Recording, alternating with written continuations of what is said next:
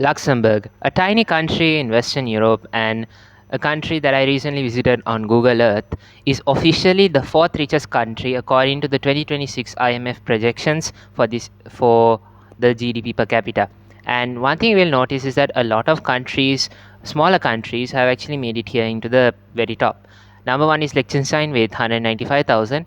Number two is Singapore with 173,000. Number five is Macau with 140,000. Bermuda with 119,000. Qatar with 112,000 and Brunei with 97,000 among other places. Now I know Bermuda and Macau aren't fully independent, but they're still rich. Now there's one question that you will ask when you take a look at this list. Why is it that certain smaller countries are actually performing very well when it comes to economic growth and development? This is a question that has existed for a long time. Actually, it's something that economists have been wondering for quite some while. And because of that, to answer this, I've gathered two major points and with examples from certain countries and regions, and to exactly understand how they were able to do it. So let's jump in. Imagine two countries. One is a simple international port, the other one is a simple sugarcane producer. Both of these countries gained independence around the same time, and both have very multicultural populations for themselves. Unfortunately, both of them are also quite low when it comes to economic growth and development. And by the way, one of these is dominated by villages, and the other one has awful and crowded urban housing. But 6 decades later, both countries are officially high income economies with an extensive diversification of their various sectors with a focus on the service sector, and both are key players in the finance sectors of their respective regions. I'm pretty sure you can imagine one of these countries to be Singapore, and you're correct. But what is the other country? Could there be another Singapore that we just haven't heard existed? Well, my friends, is called Mauritius, a tiny African country off the coast of Africa near the country of Madagascar. By the way, for Sri Lankans, this is the same island where Ahlepola was expelled by the British because of the Urvelas rebellion. Now, honestly, we are all familiar with Singapore's success story, so for this episode, I'm mainly going to focus on how Mauritius was able to do it.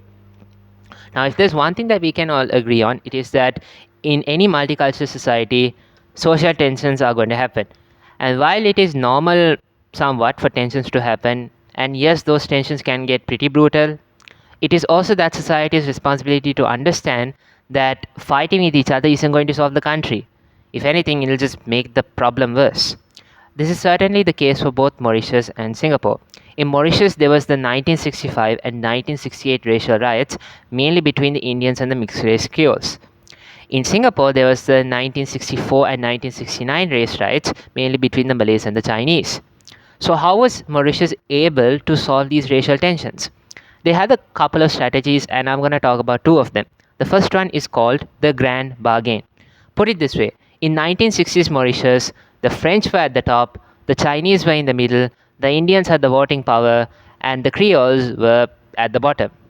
You can imagine the social tensions that come with this. As a result, the first Prime Minister of Mauritius, Sir Sivasago Ramgoolam, saw this as a problem and he decided to solve it. So one day, he basically asked all the big white sugar corporation bosses to come to his office, and he told them two things. Number one, he won't take their sugar estates, they can keep them, and he'll make sure that they are legally theirs, as in the plantation owners. However, point number two, they will be taxed a lot on their exports, about 22%.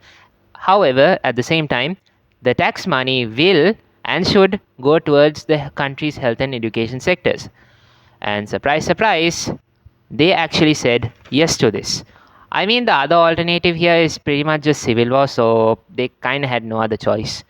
But lucky for them, the Mauritian government did make sure that they wouldn't suffer in terms of exports, because in 1975, the Mauritian government signed a trade deal with Europe basically saying to buy Mauritian sugar. And they did, 500,000 tons of it every year. This next strategy was a lot more controversial, called the best loser system. Put it this way, after election is done, all of about 8 parliamentary seats, additional parliamentary seats, will be allocated towards underrepresented minority groups, specifically the highest scoring loser candidates from them, to ensure that everyone has a voice in the parliament. This would ensure that there will be some kind of an ethnic coexistence since everyone has a say in how the country is run. But since Mauritius stopped collecting data on race since 1972 to promote a more Mauritian identity, this system is quite useless for today's standards and basically will only consider the demographics prior to 1972, which is very dangerous considering that obviously over the course of 5 decades, the demographics in Mauritius most likely has changed by now. And right now, it's a bit debated, this system, which is why many people are proposing a proportional representation system instead, which would still pretty much encourage or even mandate sort of multi-ethnic coalitions anyways, but will be more fitting for the current times. Singapore also had its own policies regarding this. One such policy was called the racial quota policy back in 1989. To put it mildly, they implemented strict racial quotas on the public housing, aka the HDB flats, which would more or less reflect the country's racial makeup at the time. Now, system is a bit controversial today, but back then it actually did wonders for the country. Overall, though, both countries were able to solve their racial tensions with some tweaks needed in their policies, obviously. Now, when we think of the word deficit, we most likely assume it to be a bad thing, and especially if you have limited knowledge on economics like me.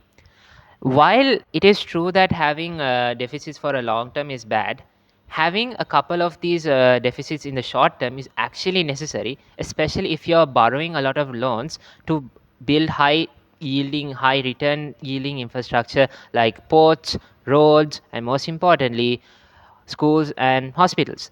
After all, if you actually invest in infrastructure that will actually benefit the population, you would expect that to be a reason for long term economic growth, right?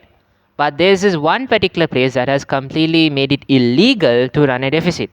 It's a tiny city state that is known for its interesting yet lucrative industries. And like Singapore, it started out initially as poor and neglected, but now it's doing well for itself. And if you're thinking of Hong Kong, well, you're close, but the place I'm talking about is a special administrative region of Macau, which is actually located in China, or rather connected to China's Guangdong province, similar to Hong Kong. I know what you're thinking. Macau prohibited deficits? How? And is this some kind of a joke?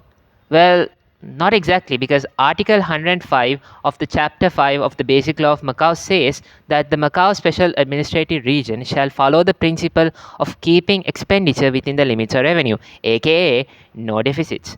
But in Macau's case, they don't have to worry too much about deficits either way, since they have a very lucrative industry with them: gambling. After Macau relaxed gambling laws in 2002, it has started to become the most important industry in the economy. I mean, it's called Las Vegas of Asia for a reason. Now, you might be thinking that since gambling isn't exactly a positive industry, this probably has a negative impact on Macau society, right? That's exactly why Macau has placed restrictions on locals when it comes to gambling, meaning that the vast majority of those gambling at the casinos are foreigners. What Macau is doing with this is essentially taking money from the foreigners who willingly come to Macau to gamble and lose money, and then reinvesting that money into the country while letting the foreigners deal with the social consequences back home. I know it's a very cruel version of Robin Hood or Saradiel, but in Macau's case, it kind of did work to some extent. Now, not only is there constant cash flow into Macau's gambling industry for now, Macau also invests that money into what is called the Fiscal Reserves Fund, which is basically their savings. By the end of 2025, the Fiscal Reserves Fund has about 666.7 billion patakas in surplus. And keep in mind, Macau only has about 723,000 people, so per person, it's a lot. That means that even if something does happen like a lockdown, liquidity wouldn't be much of a problem, at least for now. This would also mean that Macau would need to issue debt capital like sovereign bonds since they have a lot of savings. Now, you might be thinking that if Macau only depends on its gambling industry, wouldn't that make the economy unstable due to depending on a single resource or industry?